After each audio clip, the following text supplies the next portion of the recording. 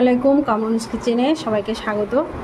এখানে দেখুন কুমড়োর ডগা নিয়েছি, রান্না করব। এগুলো খেতে খুবই ভালো লাগে।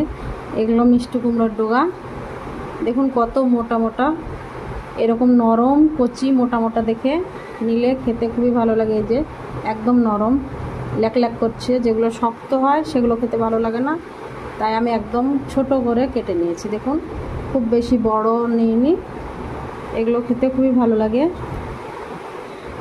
তো প্রথমে আমি কেটে নেব ডগাগুলোকে, বেছে এই যে সুরগুলো ফেলে দেবো। এগুলো এই কুমড়োর শাক কিংবা ডগা যাই বলেন না কেন আপনারা, খেতে খুবই ভালো লাগে। এবার আমি কেটে নেব প্রথমে। যে কুমড়োর ডগাগুলো কেটে নিচ্ছে, এবার এইভাবে ডগাগুলোকে ছিলতে হবে। এই যে গায়ে যে খোসাটা আছে উঠে যাবে, কি সুন্দরভাবে লম্বা লম্বা উঠছে দেখুন। এগুলো ছাড়াতে বেশ ভালোই লাগে, ছোটোবেলায় খুব ভালো লাগতো।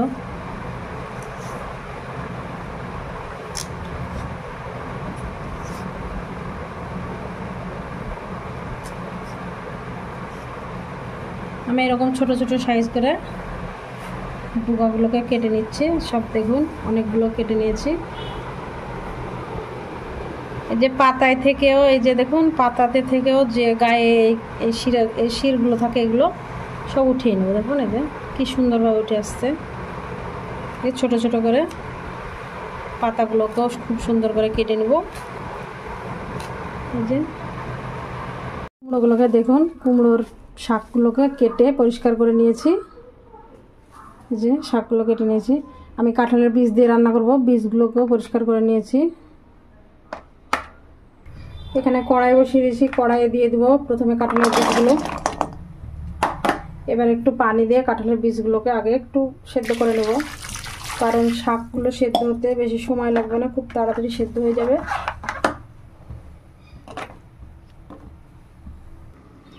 কাঁঠালের বীজগুলো সেদ্ধ করতে বসিয়ে দিয়েছিলাম, এবার দেখে নেব। এবং পানিটা বেশ শুকিয়ে এসছে। এবার এখানে দিয়ে দেবো শাকগুলো, কারণ শাকগুলোকেও সেদ্ধ করতে হবে। প্রথমে একটু ভাপিয়ে নিলে বেশি ভালো হয়।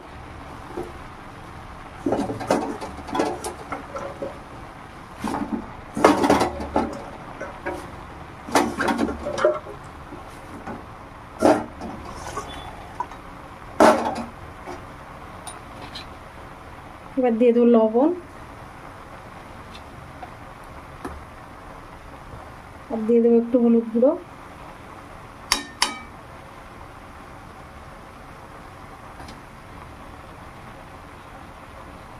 কিছুটা কাঁচা মরিচ।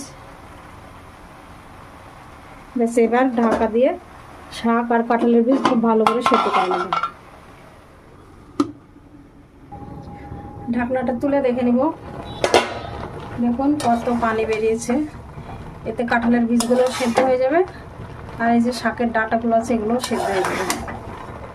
একটু নাড়া দিয়ে দিলাম।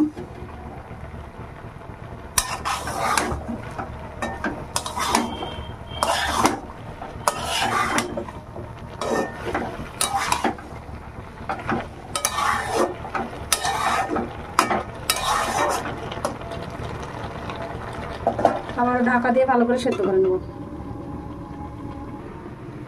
দেখে নেবো সব সেদ্ধ হয়ে গেছে কিনা। দেখুন কাঁঠালের বীজগুলো খুব সেদ্ধ হয়ে গেছে, ডাঁটাগুলো সেদ্ধ হয়ে গেছে।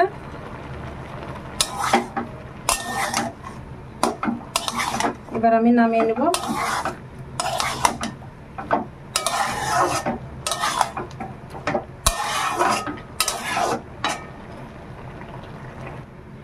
কড়াইটা দিয়ে বসিয়ে দিয়েছি, এবার দিয়ে দেবো সরিষার তেল।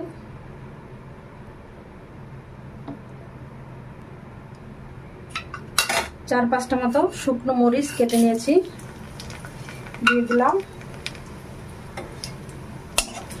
মরিচটাকে একটু ভেজে নেবো। শুকনো মরিচ যদি একটু বেশি ভালো করে ভাজা হয় সেটা খুবই ভালো লাগে। এবার দিয়ে দেবো থেতো করে রাখা রসুন,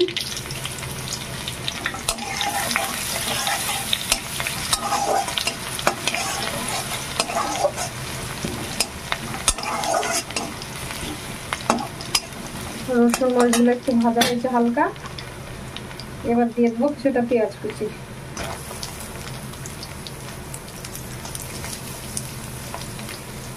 এবার এগুলোকে ভালো করে ভেজে নেব।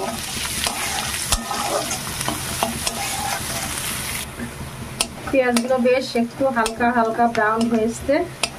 এবার আমি এখানে দিয়ে দেবো কিছুটা চিংড়ি মাছ, আমি ছোট ছোট করে কেটে নিয়েছি, দেখুন এই যে এগুলোকে দিয়ে দেবো। আর এই কুমড়ো শাক যদি চিংড়ি মাছ দিয়ে রান্না করা যায় তাহলে তার কোনো কথাই নেই, এত ভালো লাগে খেতে।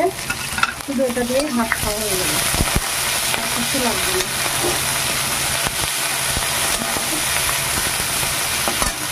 এবার আমি মাছে একটু হালকা করে লবণ দিয়ে দেবো। কুমড়োর শাকে যেহেতু লবণ আছে, আমি মাছের জন্য একটু লবণ দিলাম। একটু দিয়ে দেবো হলুদ, আর দিয়ে দেবো জিরে ধনিয়ার গুঁড়ো। জিরে ধনিয়ার গুঁড়োটা কিন্তু আমি শাকে দিয়ে নেমে এখনই দিচ্ছি, দিয়ে দিলাম। ব্যাস এবার নাড়াচাড়া করে শাকগুলোকে ঢেলে দিব।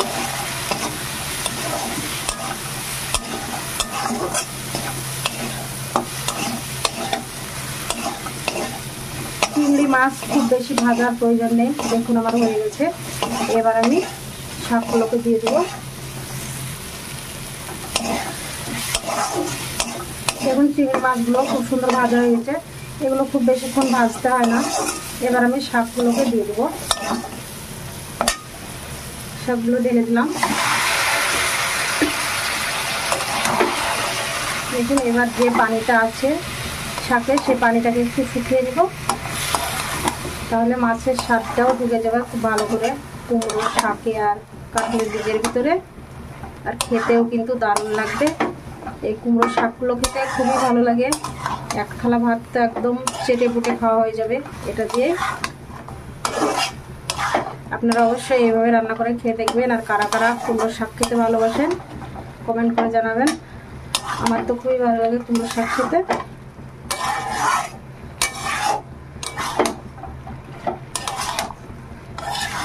ব্যাস এবার একটু পানিটাকে শুকিয়ে নেবো, এরকম রাখবো না, আমি পানিটাকে শুকিয়ে নেবো, তাহলে ভালো লাগবে বেশি খেতে।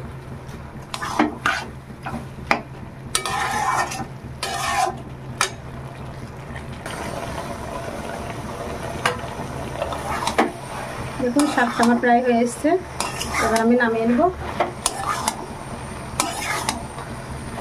দেখুন খুব সুন্দরভাবে হয়ে গেছে।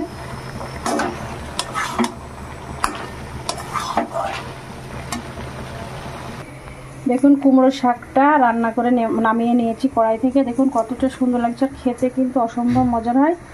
এটা থাকলে মাছ মাংস খেতে ইচ্ছে করবে না, সাইডে যদি মাছ মাংস পড়ে থাকে তাকাতেও ইচ্ছে করবে না, এত ভালো লাগে এটা খেতে। আপনারা অবশ্যই এভাবে বাড়িতে রান্না করে খেয়ে দেখবেন, আর কমেন্ট করে জানাবেন কেমন হয়েছে।